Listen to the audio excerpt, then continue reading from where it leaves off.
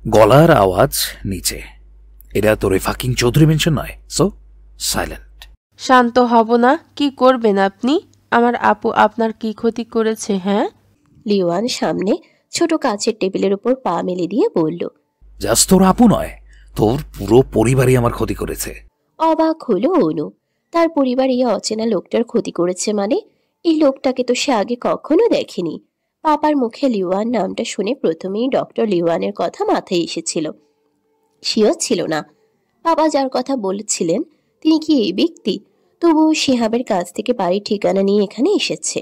অন্ধকারে ঢিল মারা যে এইভাবে আসল নিশানায় গিয়ে লাগবে সেটা বুঝতে পারেনি। এবার অনু 100% শিওর হলো যে এরাই তার বড় আপুকে তুলে নিয়ে এসেছে। দেখুন ভাইয়া, আমি জানি না আমার পরিবারের সঙ্গে আপনার কিসের শত্রুতা, তবে আমি এটুকু গ্যারান্টি দিতে পারি আমার পরিবার জেনে বুঝে কারো ক্ষতি করবে না, আর আপু তো কখনোই নয়। তাই প্লিজ আপনার কাছে রিকোয়েস্ট করছি, আমার আপুকে ছেড়ে দিন। আপনার জন্য আপুর বিয়ে ভেঙে গেছে, পাপা অসুস্থ হয়ে পড়েছেন, সোহরাব ভাইয়াও আপুকে না পেয়ে প্রায় পাগল হয়ে গেছেন। আমার আপুকে ছেড়ে দিন ভাইয়া, প্লিজ। লিওয়ান কথাগুলো মনোযোগ দিয়ে শুনল। পা দুটো নামিয়ে সিগারেটের প্যাকেট থেকে একটা সিগারেট বের করে লাইটার জ্বালিয়ে ধরালো। এক টান দিয়ে নাক মুখ দিয়ে ধোঁয়াও ছাড়তে ছাড়তে বলল। তোর পরিবার সাধু নাকি ভণ্ড সেটা সময় হলেই জানতে পারবি। আর তোর কথাগুলো রাখতে পারলাম না, অনেক দেরি হয়ে গেছে। After all your sister is now mine.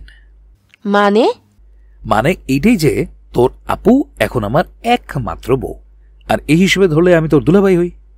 লিওয়ানের মুখ থেকে কথাগুলো শুনে কয়েক কদম পিছিয়ে গেল অনু। তার পায়ের নিচ থেকে যেন মাটি সরে গেল। অবিশ্বাস ভরা কণ্ঠে বিড়বিড় করে বলল। অসম্ভব, আপু আপনাকে কখনো বিয়ে করতে পারে না, কখনোই না। লিওয়ান কপাল কুঁচকে বলল। কেন, আমি কি দেখতে খারাপ নাকি? জানিস আমাকে জাস্ট এক রাত পাওয়ার জন্য কত মেয়ে আকুতি মিনতি করে। রাগে অনুর শরীর জ্বলে উঠল। সে জঘন্য ভাষায় গালি দিয়ে বলল। তো আমার আপুর জীবনটা নষ্ট করলেন কেন? পতিতালয়ে গিয়ে কোনো মেয়েকে ভাড়া করলেই পারতেন। এতক্ষণ লিওয়ান শান্ত মেজাজে থাকলেও এবার বিগড়ে গেল।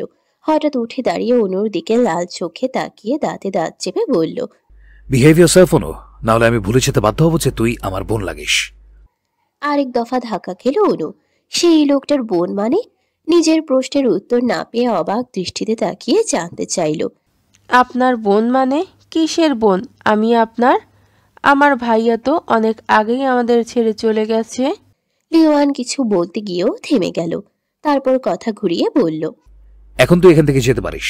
যাব তো অবশ্যই, কিন্তু একা নয়, আপুকে সঙ্গে করে নিয়েই যাব। বলেই অনু সামনের দিকে দৌড় দিল। উদ্দেশ্য তার সিঁড়ি বেয়ে উপরে যাওয়া। নিশ্চয়ই আপু উপরে কোনো রুমে আছে, কিন্তু সে উপরে উঠতে পারল না। তার আগেই কেউ একজন পিছন থেকে তার হাত টেনে ধরল। অনু চট করে ঘুরে তাকিয়ে দেখল দ্বিতীয় লোকটা, মানে রিক্কি তার হাত ধরে আছে।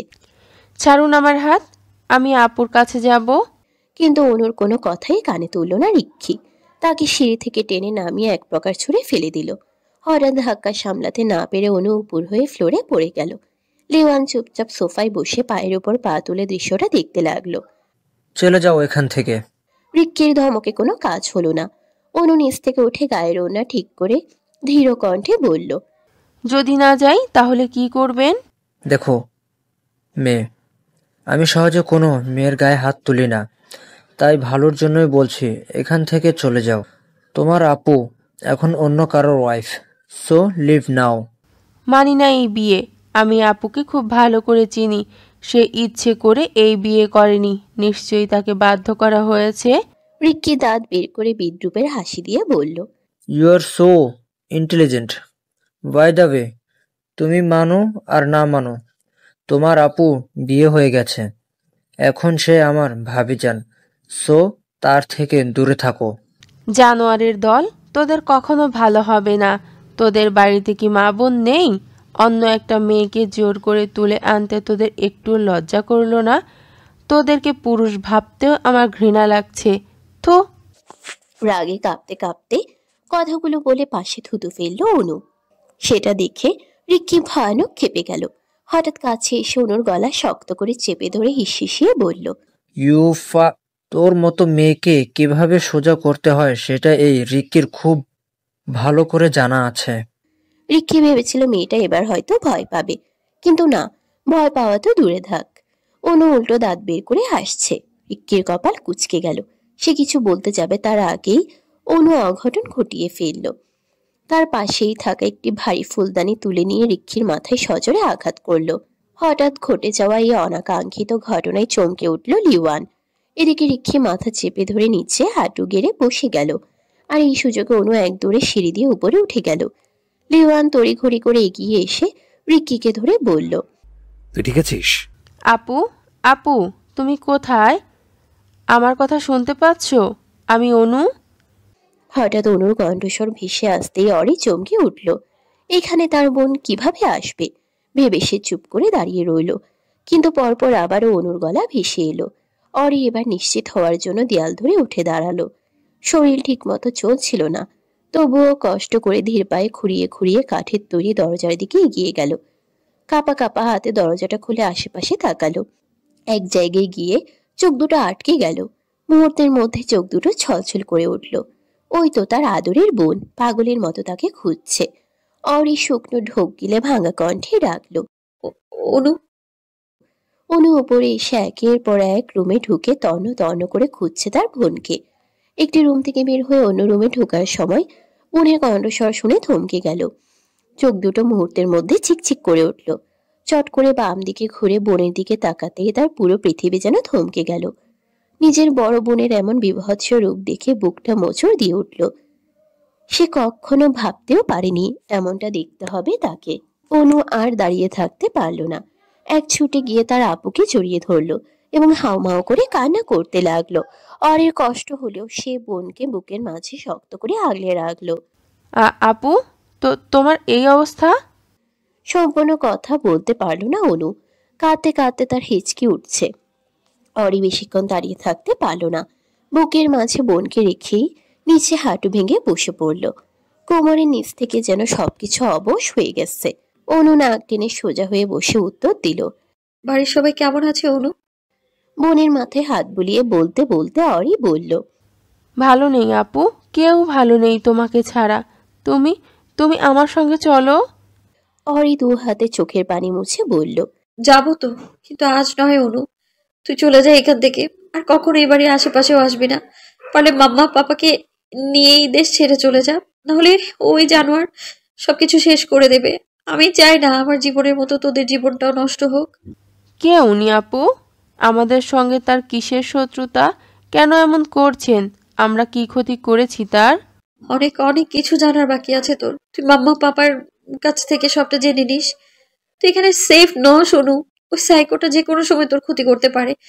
প্লিজ এখান থেকে চলে যা। আর আর মাম্মা পাপাকে কিচ্ছু বলবি না। আমি সময় মতো ওখানে গিয়ে সবটা বলবো। তুই শুধু বলবি আমি যেখানে আছি ভালো আছি। এই বাড়ির কথা ভুলেও পাপাকে বলবি না, নাহলে তোর মতো উনিও এখানে আমায় নিতে আসবে। তখন ওই সাইকোটা পাপাকে শেষ করে দেবে। না না না, এটা কখনো হতে দেব না। তুই বাড়িতে গিয়ে এসআই সাহেবকে বলবি তোদের জন্য সিকিউরিটির ব্যবস্থা করতে, আর আর আমাকে না খুঁজতে। এক নাগারে কথাগুলো বলে থামলো অরি। অনুর বুক ফেটে কান্না করতে ইচ্ছে করছে। চোখের সামনে বোনের ক্ষতবিক্ষত শরীরটা দেখতে পারছে না সে। কি থেকে কি হয়ে গেল এখনো বুঝে উঠতে পারল না। তার বোনের জীবনটা তো এমন হওয়ার কথা ছিল না। সে সুখ, শান্তি, ভালোবাসা ডিজার্ভ করত, কিন্তু এক ঝটকায় সবকিছু এলোমেলো হয়ে গেল। অরি আরো কিছু বলতে যাবে, কিন্তু তার চোখ দুটো অনুর পিছনে আটকে গেল। লেওয়ান রক্তবর্ণ চেহারা এগিয়ে আসছে তাদের দিকে। ডান হাতে চলন্ত সিগারেট ও বাম হাতে রিভলভার। তাকে দেখে এখন মনে হচ্ছে যেন কোনো হিংস্র জানোয়ার শিকার করার জন্য এগিয়ে আসছে। গুলির বিকট শব্দে পুরো লিও ম্যানশন কেঁপে উঠল। অনু ভয়ে চিৎকার করে উঠে বোনকে দু হাতে ঝাপটে ধরল। অরি অবাক চোখের সামনে দাঁড়িয়ে থাকা পাষাণ পুরুষটির দিকে তাকিয়ে আছে। গুলিটা ঠিক তার বোনের কান ঘেঁষে চলে গেছে। আর একটু, জাস্ট একটু যদি 19 থেকে 20 হতো, তাহলে এতক্ষণে তার কলিজার টুকরো বোনটা। না না, সে আর ভাবতেও পারছে না। বোনকে শক্ত করে নিজের সঙ্গে মিশিয়ে রেখেছে, যেন ছিঁড়ে দিলেই তার বোনটা হারিয়ে যাবে। ইচ্ছে করছে বুকের ভেতরে ঢুকিয়ে রাখুক তার ছোট বোনটাকে। লিওয়ান ধীর পায়ে এগিয়ে এসে দাঁতে দাঁত চেপে অনুর উদ্দেশ্যে বলল, বোনকে দেখা শেষ? বোন বেঁচে আছে, মরে টরে তো আর যায়নি। তাহলে এইভাবে মরার মতো কান্না করছিস কেন? লিওয়ানের হুঙ্কারে অনুর সঙ্গে অরিও কেঁপে উঠল। অনুর কেন জানি এখন এই লোকটাকে ভীষণ ভয় লাগছে। সে দাঁতে দাঁত চেপে কান্না আটকে রাখার চেষ্টা করছে, কিন্তু অবাধ্য অশ্রুগুলো কিছুতেই থামছে না। আপনি আমার বোনের সাথে এমন বিহেভ করতে পারেন না, ভয় পাচ্ছে ও। অরির ভাঙা গোলার কথাগুলো শুনে লিওয়ান হেসে উঠে একদম তার কাছে এসে হাঁটু গেড়ে বসল। কল্ট M1911 45 ACP পিস্তল দিয়ে কপাল চুলকিয়ে বলল, তোরা আমার ভালো বিহেভিয়ার ডিজার্ভ করিস না। শালি সাহেবের যদি সত্যি ভয় থাকতো তাহলে ও নিচে রিকের মাথা ফাটিয়ে দেওয়ার মতো দুঃসাহস দেখাতো না। এত সাহস তোদের কই থেকে আসে বলতো? অরি চমকে উঠে বুকে কাচুমাচু হয়ে থাকা বোনের দিকে তাকালো। তার এখন ভয়ে বুকের ভেতরটা কাঁপছে। নিজের জন্য নয়, বরং বোনের কথা ভেবেই। এই সাইকাটা এখন তার বোনের সঙ্গে কি করবে আল্লাহ মালুম, কিন্তু সে থাকতে তার বোনের কিছু হতে দেবে না। অরি মুখ তুলে লিওয়ানের দিকে তাকিয়ে অসহায় কণ্ঠে বলল, দেখুন, ও ছোট তাই বুঝতে পারেনি, প্লিজ আমার বোনকে কিছু করবেন না। আর আর ও আপনারও কোনো ক্ষতি করেনি, ওকে সুস্থ অবস্থায় বাড়ি ফিরতে দিন প্লিজ। লিওয়ান ঠোঁট কামড়ে ধরে হাসল। তার এই হাসিটা অরির কাছে মোটেও ভালো লাগছে না। নিশ্চয়ই এই সুন্দর হাসির পিছনে কোনো কুৎসিত মতলব রয়েছে, কিন্তু তাকে ভুল প্রমাণ করে দিয়ে হঠাৎই বলে উঠল, ঠিক আছে, এবারের মতো না হয় তোর বোনকে ছেড়ে দিলাম, বাট নেক্সট টাইম যদি এই মেনশনের আশেপাশেও দেখি তাহলে আই প্রমিস ওই দিন আমার থেকে খারাপ আর কেউ হবে না। অনু বোনের বুকের মাঝে লুকিয়ে মুখ ফসকে বলে উঠল, পৃথিবীতে তোর থেকে আরো খারাপও কেউ নেই, জানোয়ার। লিওয়ান শান্ত চোখে অরির দিকে তাকালো। অরি লিওয়ানের ভয়ঙ্কর হাসি দেখে শুকনো ঢোক গিলে কোনো মতে বোনকে চেপে ধরে উঠে দাঁড়ালো। অনু মাথা তুলে বোনের আঘাতপ্রাপ্ত মায়াভরা চেহারার দিকে তাকালো। অরি বোনের দুগালে হাত রেখে পুরো মুখে অজস্র চুমুতে ভরিয়ে দিল। তার কান্না পাচ্ছে খুব, ইচ্ছে করছে এই নরক থেকে বোনের সাথে চলে যেতে, কিন্তু সে এখানে থাকতে বাধ্য। এক অজানা শিকল তার পাজোড়া বেঁধে রেখেছে। অরি বোনকে আদর করে দিয়ে মাথায় হাত বুলিয়ে দিতে দিতে বলল, চলে যা বোন, এই দেখ আমি ঠিক আছি, প্লিজ তুই এখান থেকে চলে যা, আর কখনো আসবি না এখানে। আমার কথা কাউকে বলবি না, আমার কসম রইল তোর, যা। অনু বোনের চোখের দিকে তাকিয়ে করুণ গলায় বলল, তুমি আদৌ ঠিক আছো তো আপু? কান্নাগুলো দলা পাকিয়ে বের হয়ে আসতে চাইছে, তবুও অরি সেগুলো অনেক কষ্টে চেপে রেখে একটু হাসার চেষ্টা করে বলে, বেঁচে আছি তো, এটাই তো অনেক। অনু, তুই প্লিজ এখান থেকে চলে যা। যাব না আপু, তোমাকে ছাড়া যাব না আমি। বলে বোনের গলা জড়িয়ে ধরে কাঁদতে লাগলো। অরি বোঝানোর চেষ্টা করছিল এখান থেকে চলে যেতে, কিন্তু সে জেদ ধরে বসে আছে তাকে সঙ্গে করে নিয়ে যাবে। হঠাৎ করে একটা অনাকাঙ্ক্ষিত ধাক্কায় অনু নিজের ব্যালেন্স হারিয়ে ছিটকে পড়ে গেল নিচে।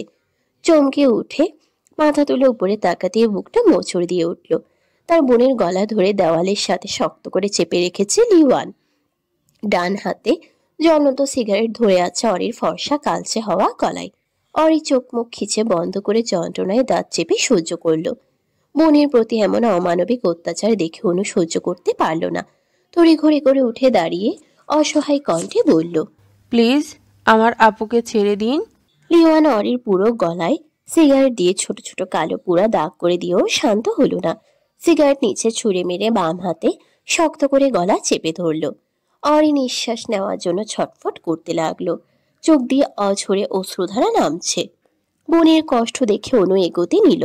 তখন লিওয়ান এক হাতে অরির গলা ও অন্য হাতে রিভলভার কপালে চেপে ধরে গর্জে উঠল, খবরদার অনু, আর এক পাইগুলো আই প্রমিস তোর অতরের বোনকে বিনা টিকেটে উপরে পাঠিয়ে দেব। তোদের অনেক নাটক সহ্য করেছি, আর না, এখন তোর কাছে দুটো অপশন, হয় এখান থেকে চলে যা, নয়তো নিজের চোখে নিজের বোনের মৃত্যু দেখ। বলে রিভলভারের ট্রিগার টানল। সেটা দেখে অনু দু হাতে মুখ চেপে ধরে হাউমাউ করে কেঁদে উঠল। লিওয়ান বিরক্তিকর ভাব নিয়ে মুখ দিয়ে চবর্গীয় শব্দ উচ্চারণ করে বলল, এই একদম ফ্যাস ফ্যাস করে কাঁদবি না তো। এখান থেকে তুই যাবি নাকি চাষ আমি নিচের বুকি মেরে বিধবা হই, কোনটা? অরির চেহারা অস্বাভাবিক রকমের লাল হয়ে গেছে, চোখ দুটো উল্টে যাওয়ার উপক্রম। অনু যখন খেয়াল করলো তার বোনের শরীর ধীরে ধীরে নিস্তেজ হয়ে যাচ্ছে, তখন আর এক মুহূর্তও দাঁড়িয়ে থাকলো না। পিছনের দিকে সোজা দৌড়ে চলে গেল। তার যাওয়ার পথে অরি আধো আধো চোখে তাকিয়ে বাম হাতটা মেলে দিয়ে কিছু বলার চেষ্টা করলো, কিন্তু বলতে পারল না। তার আগে জ্ঞান হারিয়ে লিওয়ানের বুকের মাঝে লুটিয়ে পড়ল তার নিথর দেহ। কড়া দুপুরবেলা নির্জন রাস্তা দিয়ে একা একা হেঁটে চলেছে অনু। তার চোখের সামনে এখনো সে করুণ দৃশ্যগুলো ভেসে উঠছে। আজ নিজেকে ভীষণ রকমের অসহায় মনে হচ্ছে তার। সে তো বোনকে বাঁচাতে গিয়েছিল, কিন্তু তার জন্য উল্টো বোন আরো বেশি কষ্ট পেয়েছে। বোনের ক্ষত বিক্ষত মুখটার কথা মনে পড়তেই বুক ফেটে যাচ্ছে। তার বোনটার ভাগ্য এত নিষ্ঠুর হলো কেন? তার বোন তো কখনো কারোর ক্ষতি করেনি, তাহলে কেন তাকে এত যন্ত্রণা পেতে হচ্ছে? কেন? নিজ মনে প্রশ্ন করে কোনো জবাব পেল না সে। এলোমেলো পায়ে হাঁটতে হাঁটতে হঠাৎ রাস্তার মাঝখানে হাঁটু ভেঙে বসে পড়ল। উন্মাদের মতো চিৎকার করে কেঁদে উঠে বলল, আপুরে, তোমাকে আমি বাঁচাতে পারলাম না ওই জঘন্য নিষ্ঠুর মানুষটার হাত থেকে। আমাকে ক্ষমা করে দিও আপু, আমি বোন হিসাবে ব্যর্থ। অনুর প্রতিটি শব্দ হৃদয় কাঁপানো, প্রতিটি চিৎকারের সাক্ষী ছিল গাছপালা, পাখি, আকাশ, বাতাস, সূর্য, সবকিছু। কিন্তু তার বেদনা ভরা কষ্টগুলো শোনার মতো কেউ ছিল না পাশে। অনুর হাহাকার শোনার সঙ্গে সঙ্গে পাখিরাও চেঁচামেচি করে দল বেঁধে উড়ে গেল, যেন তাদেরও সহ্য হচ্ছিল না অনুর দুঃখ। অনু এভাবেই বসে থেকে গলা ফাটিয়ে চিৎকার করে কান্না করছে, নিজেকে দোষারোপ করছে। তাকে সব সময় সব বিপদের থেকে বাঁচিয়েছে তার আপু, কিন্তু সে এতটাই অভাগী যে চোখের সামনে বোনের উপর করা নিষ্ঠুর অত্যাচার দেখেও কিছুই করতে পারল না। সেই ধ্বংসের রাজ্য থেকে তার বোনকে ফিরিয়ে আনতে পারল না। সে সত্যি একজন ব্যর্থ বোন। অনু কাঁদতে কাঁদতে আকাশের দিকে তাকিয়ে আবারও গলা ফাটিয়ে চিৎকার করে বলল, আমি হেরে গেলাম পাপা। তোমার ছোট মেয়ে আজ খুব বাজেভাবে হেরে গেল। তোমাদের আদরের বড় মেয়েকে তোমাদের কোলে ফিরিয়ে দিতে পারলাম না। আমাকে ক্ষমা করে দাও মাম্মা, পাপা, ক্ষমা করে দিও তোমাদের এই অভাগী মেয়েকে। কেটে গেছে 5 দিন। এর মাঝে আবহাওয়া, দিন, সময় পরিবর্তন হলেও অরির জীবনে কিছুই বদল হয়নি। সে মুক্তি পায়নি এই নরকের রাজত্ব থেকে, বরং ধীরে ধীরে অতল গভীরে তলিয়ে যাচ্ছে এই অভিশপ্ত অন্ধকারের মাঝে। রাত পেরিয়ে সূর্যের আলোয় পুরো দেশ আলোকিত হলেও তার জীবনটা ডুবে গেছে এক ভয়াবহ অন্ধকার পাতালে, যেখান থেকে চাইলেও বের হওয়ার কোনো পথ নেই। এখন রাত 10টা। এই সময় গ্রামে গভীর রাত হলেও শহরে তার ছিটে ফোঁটাও নেই। রাস্তায় রাস্তায় ল্যাম্পপোস্টের আলোয় পুরো শহর আলোকিত। দোকানপাট, শপিং মল সবকিছু এখনো খোলা। রাস্তায় লোকজন আর যানবাহন চলাচল করছে। তাদের মধ্যে অনেক কাপল এই সুন্দর রাতের শহরটা ঘুরে আনন্দ উপভোগ করছে। আবার কেউ কেউ পুরো পরিবার নিয়ে রেস্তোরাঁয় সময় কাটাচ্ছে। ঠিক এমন এক রাতের আধারে জ্যোৎস্না ভরা আকাশের নিচে দাঁড়িয়ে রয়েছে অরি। এই কদিন লিওয়ান তাকে শারীরিকভাবে অত্যাচার না করলেও মানসিকভাবে টর্চার করতে একটুও থামেনি। শরীরটা সুস্থ থাকলেও মনটা ভীষণভাবে ধ্বংস হয়ে গেছে। আজকের অরি আর আগের অরির মধ্যে বিশাল তফাৎ এসেছে। হাসি খুশি তাকে মেয়েটি এখন একেবারে চুপচাপ হয়ে গেছে। যার চেহারায় সবসময় উজ্জ্বলতা ফুটে থাকতো, আজ সেই একই চেহারায় নখের আঁচড়, কামড়ের দাগ, চোখের নিচে কালো দাগ স্পষ্ট হয়ে আছে।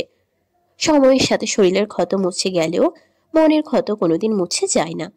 অরি এইসব ভেবে গভীর একটা নিঃশ্বাস ফেলে ছাদে গিয়ে ইটের পাঁচিলের উপর হাত রেখে নিচে তাকায়। এক পাশে ফুলের বাগান, সেখানে নানান রকম ফুলের গাছ, বেশিরভাগই বিদেশি ফুলের চারা। সে এদের নাম জানে না। বাগানের ঠিক সামনে একটি বড় সুইমিং পুল, যেখানে চাঁদের আলোয় নীল পানি চিকচিক করছে। মেইন গেটে সারিবদ্ধভাবে দাঁড়িয়ে আছে কালো পোশাক পরিহিত গার্ড, হাতে বড় বড় বন্দুক। অরি বুঝতে পারে না একটা সাইকো ডাক্তার কেন এত গার্ড রাখবে। অবশ্য সে নিশ্চিত এই সাইকোপ্যাথ লোকটার মধ্যে কিছু না কিছু রহস্য আছেই, সেটা তাকে খুঁজে বের করতে হবে। আর এই বাড়িটাও কেমন গা ছমছমে পরিবেশে তৈরি করা, শহর থেকে দূরে নির্জন জায়গার মধ্যে। তবে অরি এসব কিছু নিয়ে আর বেশি ভাবল না। এমনিতেই তার শরীর খুব একটা ভালো নেই। বাইরে থেকে শক্ত দেখালেও ভিতরে সে ভীষণ দুর্বল। ওই পাষাণ লোকটা দিনে 3 বেলা খাবার দিলেও সেটা তার পেটের একাংশ ভরাতে পারে কিনা সন্দেহ। খিদের জ্বালায় বাধ্য হয়ে অরি রাতে লুকিয়ে রান্নাঘর থেকে ফলমূল খায়। একটু আগে লিওয়ানের অবর্তমানে ফ্রিজ থেকে 2টো ডিম নিয়ে অমলেট বানিয়ে খেয়ে এসেছে। জন্ম থেকে সে কখনো খাবার নিয়ে কষ্ট করেনি, বরং না চাইতেও মুখের সামনে সবকিছু হাজির হতো। আর এখন তাকে কিনা খাবার চুরি করে খেতে হচ্ছে। এটা ভেবে তাচ্ছিলের হাসি ফুটে উঠল তার ঠোঁটে। জীবনটা যেন এখন কোনো নাটকের চেয়েও কম রোমাঞ্চকর নয়। নিচ থেকে দৃষ্টি সরিয়ে আকাশের বুকে তাকায় অরি। বুকের মাঝখান থেকে বেরিয়ে আসে এক দীর্ঘশ্বাস। আজ 6 দিন হয়ে গেল সে পরিবার থেকে দূরে। বোনের সঙ্গে সামান্য দেখা হয়েছিল, কিন্তু সেই দিনের পর থেকে তার বোন আদৌ কেমন আছে সে কিছুই জানে না। তবুও মনে হয় বোন আর পরিবার কেউই ভালো নেই তাকে ছাড়া, আর সেও তাদের ছাড়া একটুও ভালো নেই। মাঝে মধ্যে ইচ্ছে হয় যেন মুক্ত পাখির মতো উড়ে গিয়ে চৌধুরী ম্যানশনে চলে যায়, কিন্তু তার ডানা দুটো আগে ভাগেই ভেঙে দিয়েছে স্বামী নামের আসামি মানুষটা। চাইলেও কারোর সাথে যোগাযোগ করতে পারে না সে। এত বড় বাড়িতে একটা টেলিফোন পর্যন্ত নেই। সবকিছুই ইচ্ছে করে করা, শুধু তাকে কষ্ট দেওয়ার জন্য, আর তাতে সে সফলও হয়েছে। অরির কষ্ট হয়, বুক ফেটে যায় প্রতিদিন। সে এই বন্দি জীবন চায় না, সে মুক্ত পাখির মতো নিজের ইচ্ছে মতো বাঁচতে চায়। এই দম বন্ধ করা কারাগারের চার দেয়ালের ভেতর থাকতে থাকতে কোনো একদিন হয়তো সত্যি সে মরে যাবে। এখানে দাঁড়িয়ে থেকে কি করছিস? পেছন থেকে ভেসে এলো অতি চেনা পুরুষালী কণ্ঠস্বর। তবুও অরি পিছনে ঘুরে তাকানোর প্রয়োজন মনে করল না, বরং সেভাবে দাঁড়িয়ে থেকে জবাব দিল, ভাবছি কি ভাবছিস? এই জেলখানা থেকে কবে মুক্ত হব। লিওয়ান এগিয়ে এসে ধনুকের মতো বাঁকানো অরির কোমর চেপে ধরে নিজের সাথে মিশিয়ে নিল। তার খোলা চুলের ভেতর মুখ ডুবিয়ে দিয়ে বিড়বিড় করে বলল, তোকে এই জীবনে আর কোনো দিন এখান থেকে মুক্তি পেতে দেব না মাই টেডি বিয়ার। তোর প্রতিটা দিন শুরু হবে আমার মুখ দেখে, আর প্রতিটা রাত শেষ হবে আমার সাথে। You my fucking teddy bear. শীতল হাতের তীব্র স্পর্শে কেঁপে উঠল অরির শুকিয়ে যাওয়া শরীর। সে অনুভব করল ঘাড়ে টপ টপ করে পানি পড়ছে। হয়তো শাওয়ার শেষে এসেছে লিওয়ান। তার বলা কথাগুলো শুনে অরি ঘৃণায় দূরে সরে যাওয়ার চেষ্টা করলো, কিন্তু লিওয়ানের বলিষ্ঠ হাতের বাঁধন থেকে তার ছোট্ট শরীরটা মুক্তি পেল না। লিওয়ান তাকে নিজের দিকে ঘুরিয়ে নিয়ে আরো ঘনিষ্ঠ হয়ে বলল, এমন করছিস যেন আজ তোকে আমি প্রথমবার ছুঁয়েছি। বলতে বলতে লিওয়ান অরির গোলাপি ঠোঁটের দিকে এগিয়ে এলো। সেটা টের পেয়ে অরি চট করে মুখ ঘুরিয়ে নিল অন্যদিকে। লিওয়ান হেসে তার গলা থেকে একটানে ওড়নাটা টেনে নিল। চমকে ওঠা অরি তার দিকে তাকালো। লিওয়ানের পরনে কালো লং নাইট স্যুট, কোমরে ফিতা বাঁধা, কিন্তু পুরো ফর্সা বুক উন্মুক্ত। সেখান থেকে 6টা ফোলা মাংস বেশি স্পষ্ট দেখা যাচ্ছে। ভেজা চুল থেকে চুইয়ে পড়ছে পানি। গাঢ় বাদামি চোখের ভেতরেই নিজের প্রতিচ্ছবি দেখতে পেল অরি। সে তড়িঘড়ি করে চোখ সরিয়ে নিল। এত সুন্দর চেহারার আড়ালে যে ভয়ঙ্কর এক রূপ লুকিয়ে আছে সেটা ভাবলেই অরির খুব কষ্ট হয়। কারণ হাজার হলেও একসময় সে এই মানুষটাকে ভাইয়ের থেকেও বেশি ভালোবাসত, সম্মান করত। সবসময় কিছু না কিছু নিয়ে জ্বালাতন করত। ঘাড়ে উঠে বসে বায়না করত তাকে শহর ঘোরানোর জন্য। আর লিওয়ানও সব আবদার পূরণ করত, তাকে আগলে রাখত। কিন্তু এখন সেই মানুষটাই তার জীবনের সবচেয়ে বড় যন্ত্রণার কারণ হয়ে দাঁড়িয়েছে। মুহূর্তের মাঝে অরির চোখ জোড়া ভিজে উঠল, আর হঠাৎই সে অপ্রত্যাশিত কিছু করে বসল। সে উঁচু হয়ে লিওয়ানের গলা শক্ত করে জড়িয়ে ধরে হাউমাউ করে কেঁদে উঠল। এতে লিওয়ানও চমকে গেল। এই প্রথম অরি নিজ ইচ্ছেতেই তার কাছে এলো। কাঁদতে কাঁদতে অরি অসহায় কণ্ঠে বলতে লাগলো, কেন ভাইয়া, কেন এমন হলো? আমরা তো একটা হ্যাপি ফ্যামিলি ছিলাম, তাহলে কেন সেটা নিজ হাতে ভেঙে দিলে? শুধু টাকার জন্য নিজের পরিবারটাকে শেষ করে কেন দিলে? টাকার এত দরকার হলে আমায় বলতে পারতে, আমি পাপাকে বলে এনে দিতাম। তুমি যদি একবার মুখ ফুটে বলতে তোমার নানুর রেখে যাওয়া জমি জমা চাই, তাহলে আমি নির্দ্বিধায় সব তোমার নামে দিয়ে দিতাম। কিন্তু তুমি কি করলে? পাপাকে মারতে গিয়ে নিজের বাবাকে মেরে ফেললে। তাতেও শান্তি হয়নি তোমার। আমার আরেকটা মা, ভাই, হবু বোনকে কেড়ে নিলে তুমি, তাতে তোমার একটুও কষ্ট হয়নি? নিজের পরিবার শেষ করে দিতে কষ্ট হয়নি তোমার? মায়ের পেটে থাকা অবুঝ শিশুটার কথা মনে হয়নি তোমার? মানলাম আমার ভাইটা তোমার কেউ না, কিন্তু ও তো তোমার বোন ছিল। তোমারই মায়ের গর্ভে বেড়ে ওঠা অবুঝ নিষ্পাপ শিশু ছিল সে। শুধু তোমার এক ভুলের জন্য বিদেশ থেকে ইমার্জেন্সি ফিরতে হয়েছে তাকে। ফিরে আসার পথে তারা এই পৃথিবী ছেড়েই চলে গেল, শুধুমাত্র তোমার জন্যে। তুমি যদি চাচুকে না মারতে তাহলে হয়তো আজ এতটা জঘন্য পুরুষ হয়ে উঠতে পারতে না, যাকে এখন শুধু ঘৃণাই করা যায়। হ্যাঁ ভাইয়া, আমি তোমায় ঘৃণা করি। পৃথিবীর সবচেয়ে বেশি যদি কাউকে ঘৃণা করে থাকি তাহলে সেটা তুমি। বলেই অরি দু হাতে সজোরে ধাক্কা দিয়ে লিওয়ানকে সরিয়ে দিল। লিওয়ান কয়েক কদম পিছিয়ে গিয়ে আবার এগিয়ে এসে অরির গলা চেপে ধরল। চোখ মুখ শক্ত করে দাঁতে দাঁত চেপে বলে উঠল, আগেও বলেছি আমি ড্যাডকে খুন করিনি, আজ আবার বলছি আমি উনাকে খুন করিনি, বরং আবার ড্যাডকে খুন করেছে তোর বলতে গিয়েও থেমে গেল সে। রাগে পুরো শরীর কাঁপছে, ঘাড়ের রগ ফুলে উঠেছে। এরই মাঝে খেয়াল করলো অরি শ্বাস নিতে না পেরে ছটফট করছে। হঠাৎ এক ধাক্কায় তাকে মাটিতে ফেলে দিয়ে গর্জে উঠল, আজকের পর যদি তোর এই ফাকিং মুখে এমন কথা শুনি না, তাহলে নেক্সট খুনটা তোকেই করবো, ইউনো? আমি যদি নিজের বাপকে মেরে ফেলতে পারি, তাহলে তোকে মারতে আমার 2 মিনিট সময় লাগবে না। সো বি কেয়ারফুল, ফাকিং হারামের মেয়ে। বলেই বড় বড় পা ফেলে সেখান থেকে চলে গেল লিওয়ান। পিছনে ফেলে গেল অশ্রুসিক্ত এক রমণীকে। একটি অন্ধকার রুমের মধ্যে একজন ব্যক্তি রক্তাক্ত শরীরে বাঁধা অবস্থায় পড়ে রয়েছে। শরীরে কোনো পোশাক নেই, পুরো দেহে ভয়ঙ্কর ভাবে জখম করা হয়েছে। তাকে দেখেই বোঝা যায় কেউ নির্মম ভাবে আঘাত করেছে। লোকটি পানি চেয়ে কাতরাচ্ছে, অস্ফুট স্বরে বারবার বলছে, পানি পানি। হঠাৎ ঘুটঘুটে অন্ধকার রুমের মধ্যে এক চিলতে আলো রশ্মি পড়ল। লোকটি একটু বাঁচার আশায় চোখ মেলে তাকালো, কিন্তু পরক্ষণেই তার সব আশা ভেঙে গেল। একজন অজানা ব্যক্তি এগিয়ে এলো, পা থেকে মাথা পর্যন্ত কালো পোশাকে ঢাকা, 2 হাতে গ্লাভস এবং মুখে মাস্ক। শকুনের চেয়েও ভয়ানক দৃষ্টি তার। লোকটি আধো আধো চোখে খেয়াল করলো, সামনে দাঁড়ানো ব্যক্তির বাম হাতে বড় একটি অদ্ভুত দেখতে কালো রঙের পুতুল। সেটার এক কান ধরে টেনে নিয়ে এসে তার সামনে রাখলো। লোকটি ভীতু গলায় বলল, প্লিজ লিভ মি।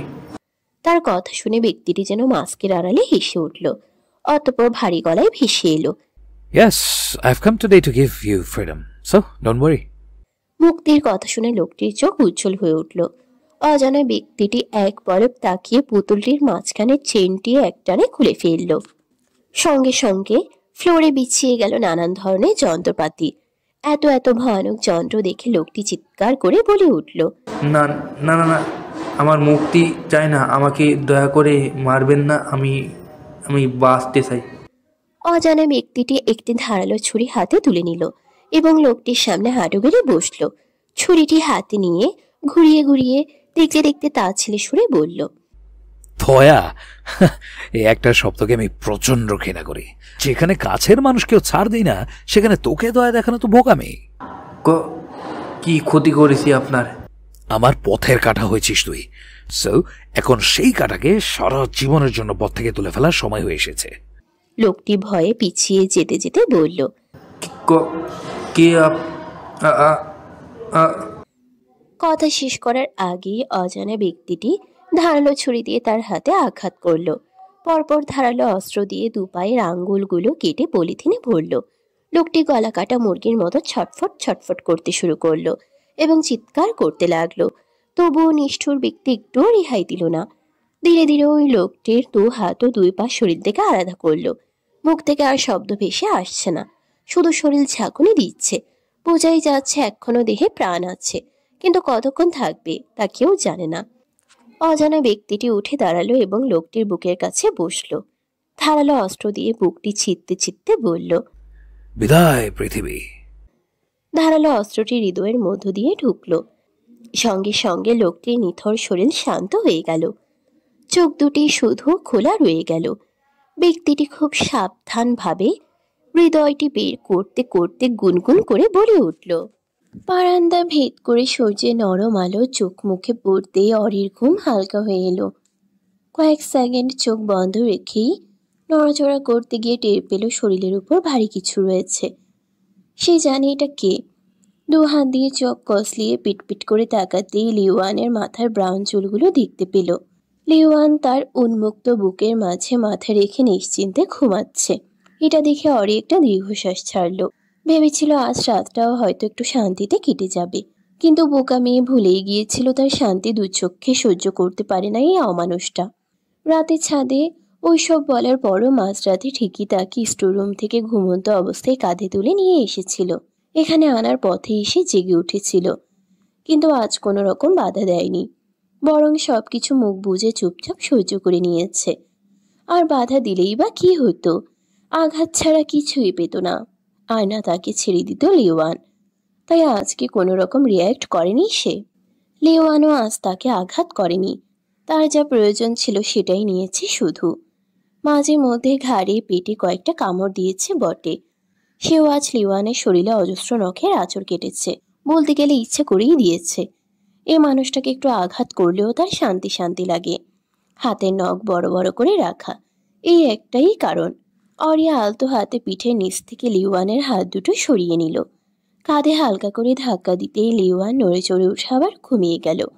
এবার অরি লিওয়ানের মাথার চুল শক্ত করে চেপে ধরে নিজের সর্বস্ব শক্তি দিয়ে টান দিতেই লিওয়ানের চোখ থেকে ঘুম উড়ে গেল। বিরক্ত মুখে সে তাকিয়ে বলল,